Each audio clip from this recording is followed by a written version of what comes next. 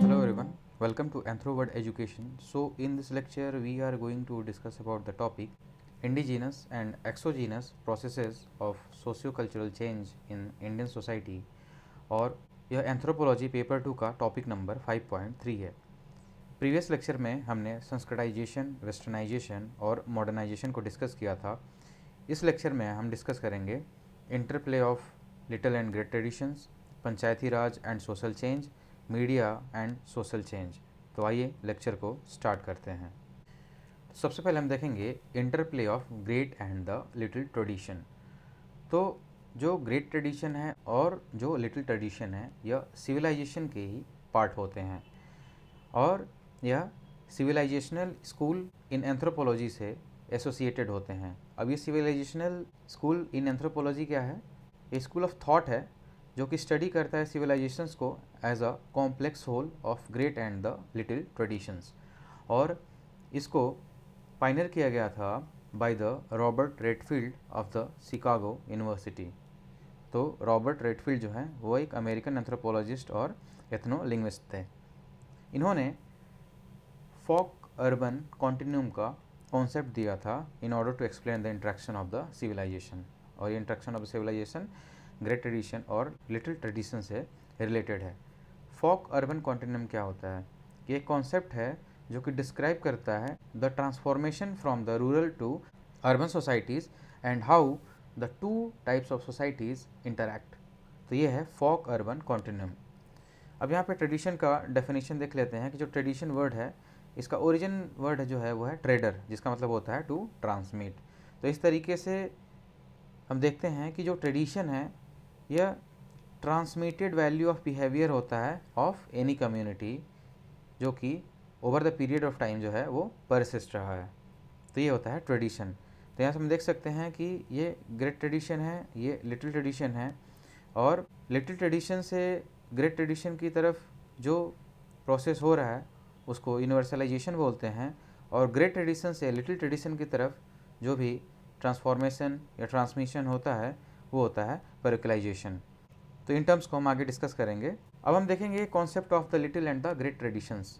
तो सबसे पहले हम देखेंगे लिटिल ट्रेडिशन के बारे में।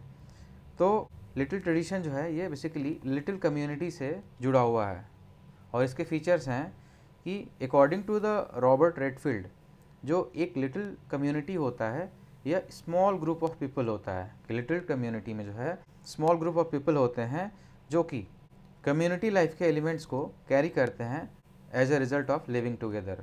तो स्मॉल ग्रुप ऑफ पीपल साथ में रहते हैं और जो भी उनके कम्युनिटी के एलिमेंट्स हैं उसको वो कैरी करते हैं, वे फॉरवर्ड करते हैं, उन चीज़ों को आगे बढ़ाते हैं जनरेशन टू जनरेशन।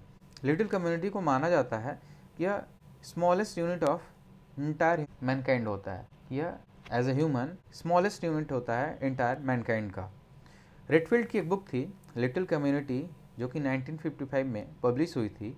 इसमें इन्होंने बताया था कुछ मोस्ट डिस्टिंक्टिव फीचर्स के बारे में जो कि लिटिल कम्युनिटी से जुड़ा हुआ था, और इनके हिसाब से जो भी डिस्टिंक्टिवनेस होती है वह लिटिल कम्युनिटी का बेसिस होता है। और ये कैसे होता है कि ये मैनिफेस्ट करता है itself in the form of common culture and the collective और द कम्युनल कॉन्शियसनेस। तो ये मैनिफेस्ट करता है खुद को इन the form of common culture और कलेक्टिव कम्युनल कॉन्शियसनेस में, और इसकी वजह से जो लिटिल कम्युनिटी के मेंबर्स होते हैं वो बिलोंगनेस को समझ पाते हैं कि कौन इस ग्रुप से बिलोंग करता है और कौन इस ग्रुप से बिलोंग नहीं करता है। तो यहाँ पे डायरेक्टली हम ये कंसिडर कर सकते हैं कि यहाँ पे इंक्लूसिवनेस और एक्सक्लूसिवनेस की बात की जाती है, इंक्लूजन और एक्सक्लूजन की बात की जाती है। यहाँ पे जो साइज होता है लिटिल ट्रेडिशन का वो स्मॉल होता है। ये ओरल रिकॉर्ड को मेंटेन करते हैं, और जो उनका मैजिको रिलीजियस वर्ड होता है उसको वो रैशनली एक्सप्लेन नहीं कर पाते हैं। मैजिको रिलीजियस वर्ड क्या होता है कि यह एक कॉम्बिनेशन होता है मैजिकल प्रैक्टिसेस का और सुपर नेचुरल बिलीव्स का। बहुत सारे जो लिटिल ट्रेडिशंस होते हैं, यहाँ पे LT stands for the little traditions, वो एनिमिस्ट होते हैं। एनिमिस्ट क्या होता है कि एक पर्सन जो कि बिलीव करता है all the natural things like plants में, एनिमल्स में, रॉक्स में, थंडर में, और इनके पास जो है माना जाता है कि स्पिरिट्स और ये ह्यूमन इवेंट्स को इन्फ्लुएंस कर सकते हैं। तो जो लोग इन चीज़ों में विश्वास रखते हैं उनको एनिमिस्ट कहा जाता है, और लिटिल ट्रेडिशन के लोग जो है वो एनिमिस्ट होते हैं। क्योंकि ये रिलेटिव आइसोलेशन में रहते हैं, मीन्स कि बीइंग अलोन और isolated to a certain degree, specially when compare to the other similar things. तो ये रिलेटिव आइसोलेशन में होते हैं, जिसकी वजह से इनकी जो इकोनॉमी होती है ये सेल्फ सफिशिएंट होती है। इकोनॉमी सेल्फ सफिशिएंट का मतलब क्या होता है कि जो भी डिमांड होता है और जो सप्लाई होता है वो इक्वल होता है। यहाँ पे कंज्यूमरिज्म का कॉन्सेप्ट होता है कि जितना प्रोड्यूस किया जाता है उतना ही कंज्यूम किया जाता है। अब हम बात करेंगे यहाँ पे ग्रेट ट्रेडिशन के बारे में। तो ये यूजुअली जो है एजुकेटेड होते हैं, ये इंटेलेक्चुअल होते हैं, और इनको वाइडर रेंज में माना जाता है कि इनका जो पॉपुलेशन है वो ज़्यादा होता है, और यूजुअली जो है ये नेशनल इन नेचर होते हैं कि एक टाइप ऑफ स्टेट होता है, एक टाइप ऑफ कंट्री होती है, एक नेशन होता है। तो ये ग्रेट ट्रेडिशन जो है ये लिटिल ट्रेडिशन से बिल्कुल ही अपोजिट होता है। ग्रेट ट्रेडिशन एक बड़ा ग्रुप होता है और लिटिल ट्रेडिशन जो है एक स्मॉल ग्रुप होता है। ये अपने ट्रेडिशन को मेंटेन करते हैं राइटिंग में through the text, epics and variety of books. अगर हम सोर्सेज की बात करें ग्रेट ट्रेडिशन के, तो यहाँ पे बहुत सारे एंशिएंट थिंकर्स देखने को मिलते हैं, फिलोसफर्स देखने को मिलते हैं, यहाँ पे बहुत सारी स्कॉलरशिप वर्क्स देखने को मिलती है, ट्रीटीज़ देखने को मिलती है, एपिक्स देखने को मिलती है, जो कि ये एंशिएंट थिंकर्स और फिलोसफर्स जो है वो कंपोज करते हैं। जो इनके सिंबल्स होते हैं जीटी के, वो होते हैं टेम्पल्स, मठ, place of worship, sacred rivers, ponds, trees. तो ये सारे जीटी के ग्रेट ट्रेडिशन के सिंबल्स होते हैं। जो most of their culture norms होते हैं वो ऑर्गेनाइज्ड होते हैं और उनको रैशनली एक्सप्लेन किया जा सकता था, जबकि लिटिल ट्रेडिशन में वो रैशनली एक्सप्लेन नहीं कर पाते हैं, और ये कंटेम्प्टेश होते हैं टू द लिटिल कम्युनिटीज़। ये लिटिल ट्रेडिशंस के अपोजिट होते हैं, ये उनके मान्यताओं के विरुद्ध होते हैं। एक सिविलाइजेशन में ऐसा माना जाता है कि बहुत सारे ग्रेट कम्युनिटीज़ हो सकते हैं।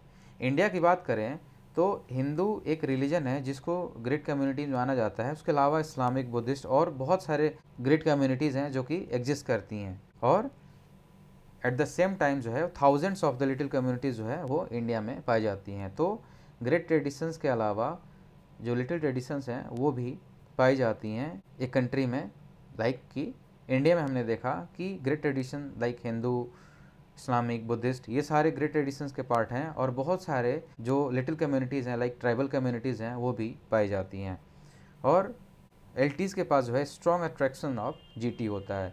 तो यहाँ पे हम देख सकते हैं कि ये बहुत सारे लिटिल ट्रेडिशंस हैं, और ये सारे मिल कर के जो है एक ग्रेट ट्रेडिशन के अंडर में आते हैं। अगर हम लास्ट 100 ईयर्स की बात करें तो जो लिटिल कम्युनिटीज़ हैं एक दूसरे से कांटेक्ट किया है due to the economic forces. लेकिन यही चीज़ अगर हम देखा जाए कि जो लिटिल कम्युनिटीज़ हैं ये ग्रेट कम्युनिटीज़ से लिंक हुआ है 1000 ईयर्स एगो, कि 1000 ईयर्स एगो से ही हम देख सकते हैं कि लिटिल कम्युनिटी और ग्रेट कम्युनिटी जो है वो ज्वाइंड है। जैसे एग्जांपल देखा जाए कि रामायण या महाभारत जो है वह बहुत सारे ट्राइबल पीपल के एग्जिस्टेंस को डिनोट करता है, पॉइंट आउट करता है। जैसे एग्जांपल देखें कि पैंथियन या फेस्टिवल्स या रिचुअल्स या लिटरेचर, ये सारी चीज़ें जो हैं जिनके जो सोर्सेज हैं ये रिलीजियस एपिक्स हैं, जैसे कि महाभारत, गीता, रामायण एक्सेट्रा। तो इस तरीके से एक लिटिल ट्रेडिशन और ग्रेट ट्रेडिशन के बीच में हिस्टोरिकल कॉन्टेक्ट देखा जा सकता है। अब हम बात करेंगे कि इस स्टडी का रिलेवेंस क्या है। तो यहाँ पे सिविलाइजेशन को अंडरस्टैंड करने के लिए लिटिल ट्रेडिशन और ग्रेट ट्रेडिशन का यूज़ बहुत ज़्यादा इम्पॉर्टेंट हो जाता है। यह एक एनालिटिकल टूल की तरह काम करता है। यह इंडियन सिविलाइजेशन में अप्लाई किया गया था बाय द मैकिम, मैरियट और मिल्टन सिंगर के द्वारा, और इस तरीके से ये चीज़ हेल्प करती है to understand the manner in which the hierarchy of the civilization should be studied. इस तरीके से ये हायरार्की ऑफ सिविलाइजेशन को समझने में हेल्प करती है। जीटी को कंसिडर किया जाता है to be the superior in terms of moral aspect, totality of tradition, and it has capacity to outclass all the little communities। तो इस तरीके से जीटी को जो है वो मोरल एस्पेक्ट में ट्रेडिशन के मामले में सुपीरियर कंसीडर किया जाता है, और इसके पास ये कैपेसिटी होती है to outclass all the little communities, like कि constant interaction between the little tradition and the great tradition. Merit ने पॉइंट आउट किया यूनिवर्सलाइजेशन और पेरिकलाइजेशन को इन टर्म्स को समझने के लिए। तो हमने पढ़ा कि दो टर्म्स होती हैं, ग्रेट ट्रेडिशन और लिटिल ट्रेडिशन। तो जो चीज़ लिटिल ट्रेडिशन से ग्रेट ट्रेडिशन की तरफ जाती है उसको बोला जाता है यूनिवर्सलाइजेशन, और जो चीज़ ग्रेट ट्रेडिशन से लिटिल ट्रेडिशन की तरफ जाती है उसको बोला जाता है पैरोकियलाइजेशन। तो आइए आगे हम डिस्कस करते हैं यूनिवर्सलाइजेशन और पैरोकियलाइजेशन के बारे में। तो ये दोनों कॉन्सेप्ट जो हैं ये भी सिविलाइजेशन स्कूल के पार्ट हैं और इनको डेवलप किया गया था मैकिम मैरियट और मिल्टन सिंगर के द्वारा। और ये दोनों एंथ्रोपोलॉजिस्ट जो थे ये रॉबर्ट रेडफील्ड के स्टूडेंट थे, और ये दोनों कॉन्सेप्ट को लाया गया during the study of Kishangarhi village near the Mathura. और इन्होंने पाया यहाँ पे एक कांस्टेंट इंटरेक्शन होता है between the great tradition and the little tradition. अब जो भी ट्रेडिशनल इंडिया है वो शो करता है दो तरह के ट्रेडिशंस को, जिसको बोला जाता है great tradition and the little tradition, और इसका जो बेस है वो है फोक अर्बन कॉन्टिन्यूम, जो कि रॉबर्ट रेडफील्ड ने बताया था। फोक अर्बन कॉन्टिन्यूम क्या था कि एक कॉन्सेप्ट होता है जो डिस्क्राइब करता है transformation from the rural to urban societies and how the two types of societies interact. तो कैसे जो है वो रूरल सोसाइटी और अर्बन सोसाइटी जो है वो इंटरैक्ट करती है एक दूसरे से। तो लिटिल ट्रेडिशन जो होता है वो कैरेक्टराइज्ड होता है by the homogeneity of the cultural practice. यहाँ पे कल्चरल प्रैक्टिस का होमोजेनिटी होता है, एक इक्वलिटी देखने को मिलती है। यहाँ पे अनलेटर्ड पीजेंट्री होती है, मीन्स कि अनएजुकेटेड लोग होते हैं, और यहाँ पे ओरल हिस्ट्री का कॉन्सेप्ट देखने को मिलता है। वही अगर हम ग्रेट ट्रेडिशन की बात करें तो ये कैरेक्टराइज्ड होता है एजुकेटेड ग्रुप के द्वारा, जिसमें कि ऑर्गेनाइज कल्चरल नॉर्म्स होते हैं, रिटन हिस्ट्री होती है, कल्चरल सिंबल्स होते हैं जैसे कि sacred text and the temples. तो इस तरीके से हम कंक्लूड कर सकते हैं कि लिटिल ट्रेडिशन और ग्रेट ट्रेडिशन ये एक दूसरे के अपोजिट है, कि यहाँ पे होमोजेनिटी मिलती है कल्चरल प्रैक्टिसेस के लिए, जबकि यहाँ पे ऑर्गेनाइज कल्चरल नॉर्म्स मिलते हैं। यहाँ पे अनलेटर्ड पेजेंट्री देखने को मिलती है, जबकि ग्रेट ट्रेडिशन में जो है रिटन हिस्ट्री देखने को मिलती है। यहाँ पे ओरल हिस्ट्री का कॉन्सेप्ट होता है लिटिल ट्रेडिशन में, जबकि ग्रेट ट्रेडिशन में जो है वहाँ पर सेक्रेड टेक्स्ट और टेम्पल्स का कॉन्सेप्ट देखने को मिलता है। तो इस डायग्राम में हम देख सकते हैं कि यूनिवर्सलाइजेशन का कॉन्सेप्ट यहाँ पे देखने को मिल रहा है, पैरिकलाइजेशन का कॉन्सेप्ट यहाँ पे देखने को मिल रहा है। अब हम इन दोनों कॉन्सेप्ट के बारे में अलग अलग डिस्कस करेंगे। तो यूनिवर्सलाइजेशन जो है कैरी फॉरवर्ड करता है लिटिल ट्रेडिशन के मटेरियल को ग्रेट ट्रेडिशन में, जबकि पैरिकलाइजेशन जो है यह एक प्रोसेस होता है डाउनवर्ड डिवोल्यूशन का ग्रेट ट्रेडिशन के एलिमेंट्स का, और उनका इंटीग्रेशन होता है लिटिल ट्रेडिशन में। तो ये दोनों कॉन्सेप्ट हुआ। अब हम पैरिकलाइजेशन के फीचर्स को देखेंगे। तो एक प्रोसेस ऑफ लोकलाइजेशन होता है, जब जो ग्रेट एलिमेंट्स के जो ग्रेट ट्रेडिशन के एलिमेंट्स होते हैं वो पेनिट्रेट करते हैं खुद में, और ये डाउनवर्ड चले जाते हैं और ये मिक्स हो जाते हैं लिटिल ट्रेडिशन के एलिमेंट्स के साथ में, और ये पैरिकलाइज हो जाते हैं। मीन्स कि ग्रेट ट्रेडिशन के जो भी एलिमेंट्स होते हैं ये पेनिट्रेट हो जाते हैं लिटिल ट्रेडिशन के एलिमेंट्स में, और इस प्रोसेस को बोला जाता है पैरिकलाइजेशन। और इस तरीके से शो करता है कि जो भी रूरल फोक ट्रेडिशन है इनके पास बहुत सारे कल्चरल रिसिलियंस होते हैं, जिसकी वजह से ये सबमर्ज्ड हो जाते हैं। पैरिकलाइजेशन के थ्रू जो इम्पोर्टेंस दी गई है वो दी गई है व्यूज़ को, एक्सप्रेशंस को, बिलीव्स को of the small group of the population. तो यहाँ पे स्मॉलर ग्रुप का इम्पोर्टेंस ज़्यादा दिया गया है, उनके व्यूज़ को इम्पोर्टेंस दिया जाता है, उनके एक्सप्रेशंस को ज़्यादा इंपॉर्टेंस दिया जाता है, उनके बिलीव्स को ज़्यादा इंपॉर्टेंस दिया जाता है as compare to the great tradition. यहाँ पे जो ग्रेट ट्रेडिशन के कल्चरल एलिमेंट्स होते हैं ये डाइल्यूट हो जाते हैं, डिस्टॉर्ट हो जाते हैं, और ये लेस ऑर्गेनाइज हो जाते हैं जब ये पैरिकलाइज हो जाते हैं, क्योंकि इनका ट्रांसफॉर्मेशन हो जाता है। अगर एग्जांपल्स देखा जाए तो नवरात्रि फेस्टिवल जो है वो नौरथा देवी वर्शिप में बदल गया है लिटिल ट्रेडिशन में। लैंग्वेज की बात करें तो जो इंग्लिश लैंग्वेज का राइज हुआ है वहाँ से बहुत सारी जो कम्युनिटीज़ हैं वो अपने जो नेटिव लैंग्वेजेस हैं उसको प्रिजर्व और प्रमोट कर रही हैं, इंग्लिश का यूज़ कम कर रही हैं। क्लॉथिंग की बात कर रहे हैं तो बहुत सारे पार्ट्स ऑफ वर्ल्ड में लोग जो हैं वो अपने ट्रेडिशनल अटायर्स को प्रमोट कर रहे हैं, even in their daily wear और during the cultural festivals and the events. तो डेली यूज़ में भी वो अपने ट्रेडिशनल अटायर्स को यूज़ कर रहे हैं, और ड्यूरिंग द कल्चरल फेस्टिवल्स या इवेंट्स में भी वो अपने ट्रेडिशनल अटायर्स को यूज़ कर रहे हैं। फूड की बात करें तो बहुत सारी जो सोसाइटीज़ हैं वो इनकरेज कर रही है use and preservation of the traditional cooking methods को और लोकल इंग्रेडिएंट्स को, जिनको फॉर्म टू टेबल का कॉन्सेप्ट दिया गया है या फिर इसको लोकावोर मूवमेंट्स भी बोलते हैं। लोकावोर मूवमेंट्स क्या होता है कि एक लोकल फूड मूवमेंट होता है जो कि लोगों को इनकरेज करता है to eat food that is produced locally and seasonally. तो ये है लोकावोर मूवमेंट का कॉन्सेप्ट। अब हम फीचर्स ऑफ यूनिवर्सलाइजेशन की बात करेंगे तो यहाँ पे जो भी कल्चरल एलिमेंट्स के फीचर्स होते हैं लिटिल ट्रेडिशन के, वो अपवर्ड मूव करते हैं। मीन्स कि लिटिल ट्रेडिशन से ग्रेट ट्रेडिशन की तरफ ये मूव करते हैं और ये एलोबरेटेड हो जाते हैं, सिस्टमेटाइज्ड हो जाते हैं और इनको वाइडर एक्सेप्टेबिलिटी दी जाती है। तो इस तरीके से डिफ्यूज़न या एडॉप्शन जो है पर्टिकुलर कल्चरल ट्रेट का, बिहेवियर का या वैल्यूज़ का across the multiple cultural boundaries, यह एक होमोजेनियस ग्लोबल सोसाइटी को क्रिएट करता है और इस तरीके से एक लिटिल ट्रेडिशन जो है वो ग्रेट ट्रेडिशन में कन्वर्ट हो जाता है। ये ग्लोबल स्पिरिट यहाँ पे देखने को मिलती है। ग्लोबल स्पिरिट का मतलब कोई भी अगर कल्चरल प्रैक्टिस है उसको डिफरेंट पार्ट्स ऑफ वर्ल्ड में देखने को मिलती है और यह ज़्यादा इंटरकनेक्टेड होता है ग्लोबल सोसाइटीज़ में। तो यहाँ पे ग्लोबल स्पिरिट देखने को मिलता है किसी भी ट्रेडिशन का और यहाँ पे ये कॉन्सेप्ट होता है ग्रेट ट्रेडिशन का। कल्चरल हाइब्रिडाइजेशन देखने को मिलता है कि यहाँ पे न्यू कॉन्टेक्स्ट में कल्चरल एलिमेंट्स को देखने को मिलता है। ये मर्ज हो सकते हैं विद द एग्जिस्टिंग प्रैक्टिसेस और इस तरीके से ये हाइब्रिड कल्चर एक्सप्रेशंस को क्रिएट करते हैं। मीडिया टेक्नोलॉजी की बात करें तो ये वाइड स्प्रेड अवेलेबिलिटी होती है इनकी मीडिया प्लेटफॉर्म्स पे और टेक्नोलॉजीज़ पे, जो कि इनके यूनिवर्सलाइजेशन के प्रोसेस को एक्सेलरेट करती है और यहाँ पे रैपिड ट्रांसमिशन देखने को मिलता है कल्चर आइडियाज़ और प्रैक्टिसेस का। इकोनॉमिक फैक्टर्स की बात करें तो जो ग्लोबल ट्रेड या कॉमर्स है ये कंट्रीब्यूट करते हैं dissemination of products, brands and the cultural symbols और इस तरीके से यहाँ पे एक शेयर्ड कंज्यूमर कल्चर का कॉन्सेप्ट देखने को मिलता है। मीन्स कि यहाँ पे जो भी प्रोडक्ट्स हैं, ब्रांड्स हैं या कल्चरल सिंबल्स हैं, उनका पब्लिसिटी हो जाता है और ये एक शेयर कंज्यूमर कल्चर के पार्ट हो जाते हैं। अगर हम यूनिवर्सलाइजेशन के एग्जांपल्स की बात करें तो जो संतोषी माँ का वर्शिप है, जो कि वीना दास के द्वारा स्टडी किया गया था, ये एक एंथ्रोपोलॉजी की प्रोफेसर थी।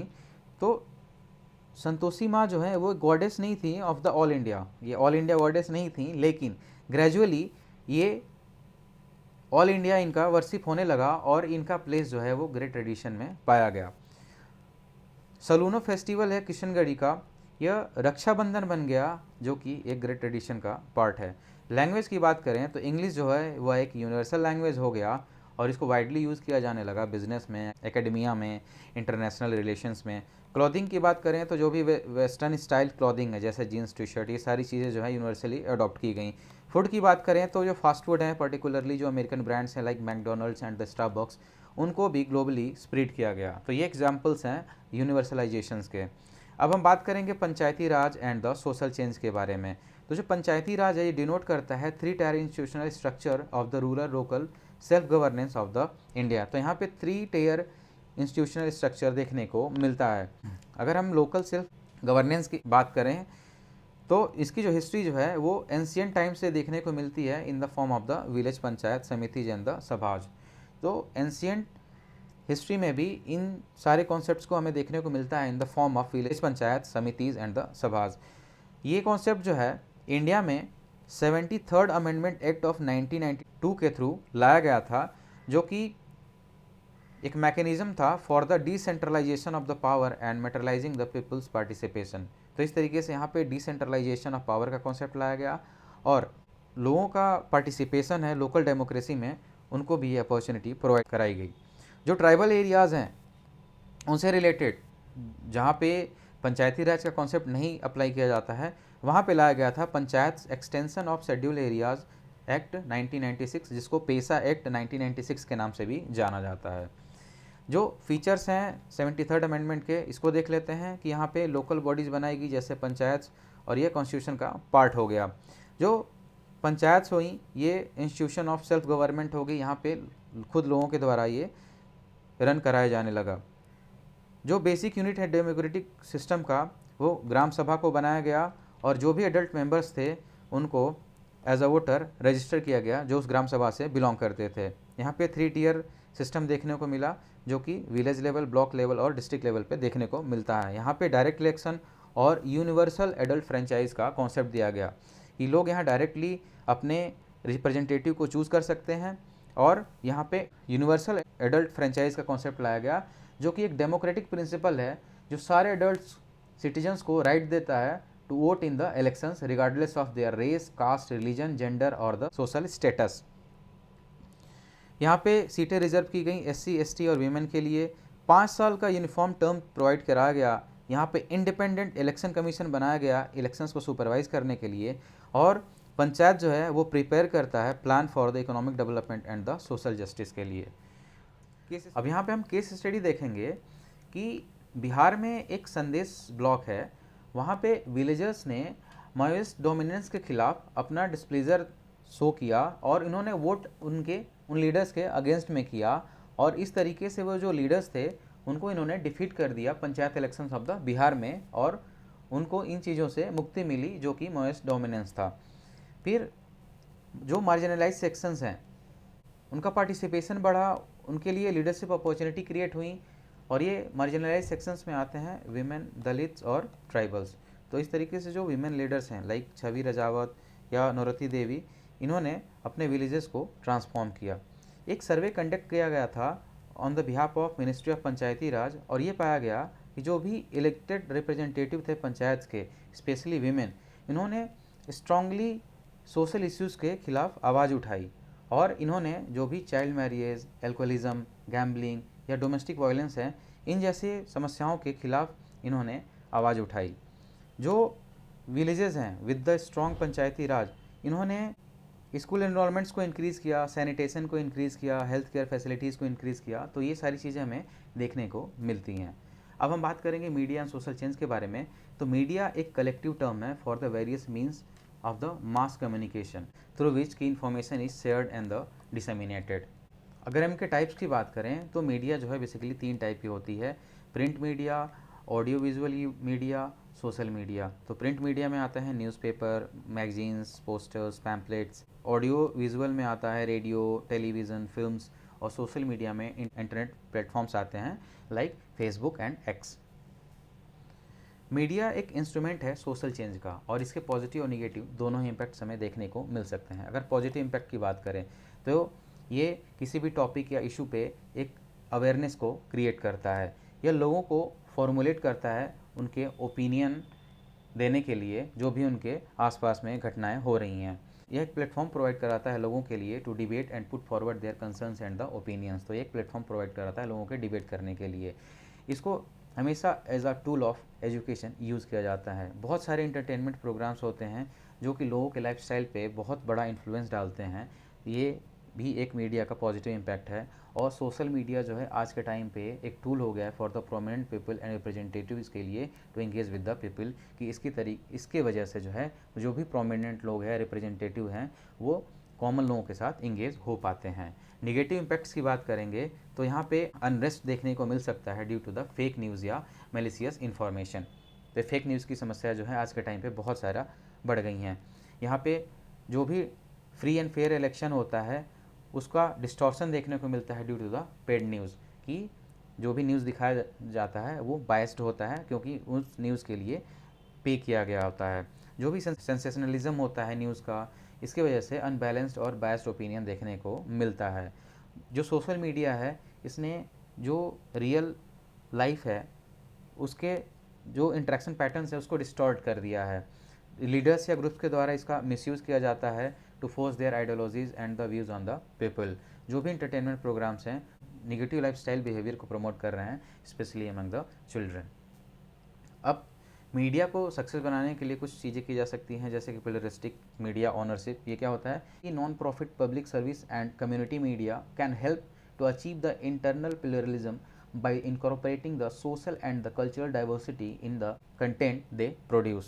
तो इस तरीके से यहाँ पे एक बायसनेस को कम करने के लिए हम प्लुरलिस्टिक मीडिया ओनरशिप को यूज़ कर सकते हैं। ये जो मीडिया है ये रिप्रेजेंटेटिव नेचर का होना चाहिए। जो एक्सेसिबिलिटी है ये पुअर और वल्नरेबल के लिए भी होनी चाहिए, यहाँ पे इम्पार्शियलिटी होनी चाहिए, जो भी न्यूज़ हो उसमें एक्यूरेसी और बैलेंस होना चाहिए, यहाँ पे फ्रीडम और रेगुलेशंस होनी चाहिए, और जो भी इन्वेस्टिंग गवर्नमेंट है उसमें इफ़ेक्टिवनेस होना चाहिए। तो आज के लेक्चर में इतना ही। Thank you for watching this video. इस लेक्चर की PDF जो है आपको हमारे टेलीग्राम चैनल @anthroworld पे मिल जाएगी। जय हिंद।